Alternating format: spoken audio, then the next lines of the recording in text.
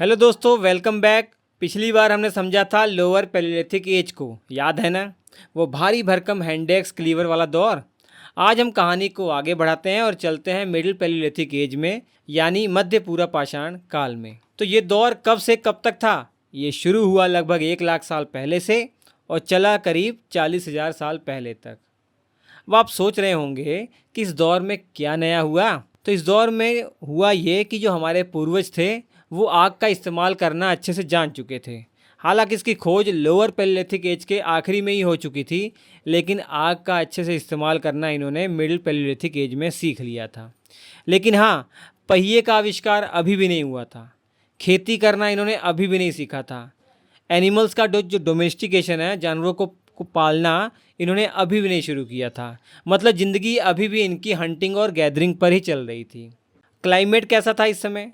Ice as अभी भी चल रहा था, तो मौसम ज़्यादातर कोल्ड और ड्राई ही था, खासकर जो हायर एल्टीट्यूड वाले इलाके हैं, जो ऊंचे इलाके हैं वहाँ पे। लेकिन हाँ, जो कुछ ट्रॉपिकल इलाके हैं ना, वहाँ बारिश और बढ़ गई थी। और रहने की जगह इनकी वही अपनी पुरानी स्टाइल वाला घर, क्योंकि घर इनको बनाना आता नहीं, घर बनाना इन्होंने सीखा नहीं, तो ठिकाना कहाँ था? तो बिल्कुल सही सोचा आपने, जो केव्स हैं, जो rock shelter, lower palaeolithic age वाली जो सिस्टम था वही यहाँ पर भी था। इम्पोर्टेंट साइट्स की अगर बात करें तो मैं आपको बता दूं, जो लोअर पैलियोलिथिक एज में जो इम्पोर्टेंट साइट्स थी वो तो यहाँ पर इम्पोर्टेंट थी ही थी, और कुछ और भी साइट्स हैं। तो टोटल इम्पोर्टेंट साइट्स मैं बताऊं आपको, जैसे आपने पढ़ा बेलन वैली उत्तर प्रदेश की, तो ये यहाँ पर निम्न जो पूरा पाषाण या लोअर पैलियोलिथिक एज के लोग तो वो भी रहते थे, और मिडिल पैलियोलिथिक एज में भी यहाँ लोग रहा करते थे। इसी प्रकार पाकिस्तान की सोहन वैली, इसके अलावा कुछ और जो क्षेत्र हैं, जैसे राजस्थान में जो डीडवाना, और इसके अलावा छोटा नागपुर पठार वाला इलाका, नर्मदा नदी जो घाटी है, नर्मदा नदी के आसपास भी ये लोग रहा करते थे। तुंगभद्रा नदी का जो दक्षिणी क्षेत्र है वहाँ पर, इसी प्रकार जो विशाखापट्टनम तट है उसके कुछ क्षेत्र। और हाँ, हमारा सुपरस्टार भीमबेटका, वो तो इस दौर में भी लोगों का फेवरेट बना हुआ था। कारण क्या है? कारण यही है कि अच्छी से छत मिल जा रही है गुफाओं के रूप में, पास में जंगल है, पास में पानी है, और औजार बनाने के लिए रॉ मटेरियल भी है। तो फिर बदला क्या इस दौर में? अगर ज़िंदगी जीने का तरीका नहीं बदला, पहले जैसा ही था, तो असली बदलाव आया कहाँ? तो मेन बदलाव, जो असली बदलाव आया, वो औजार बनाने की टेक्नोलॉजी में। मतलब जहाँ पहले लोअर पैलियोलिथिक एज में आप देख रहे थे कि पत्थर का जो कोर वाला हिस्सा था उससे औजार बनाए जा रहे थे, जैसे हैंडेक्स और क्लीवर का।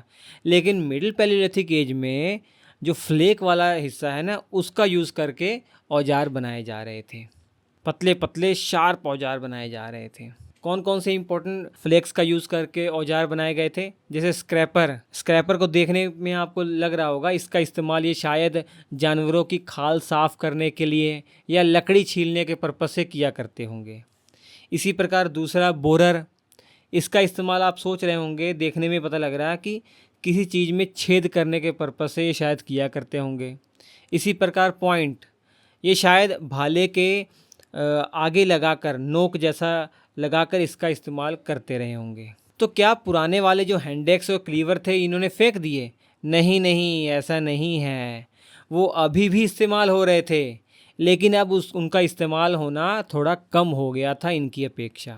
अब ज़्यादातर इस्तेमाल क्या हो रहे थे? फ्लेक्स से बने हुए जो औजार थे वो ज़्यादा इस्तेमाल हो रहे थे, लेकिन जो कोर की सहायता से बने हुए औजार, उनका इस्तेमाल था, लेकिन अब कम हो गया था। अब पत्थर कौन सा यूज़ करते थे?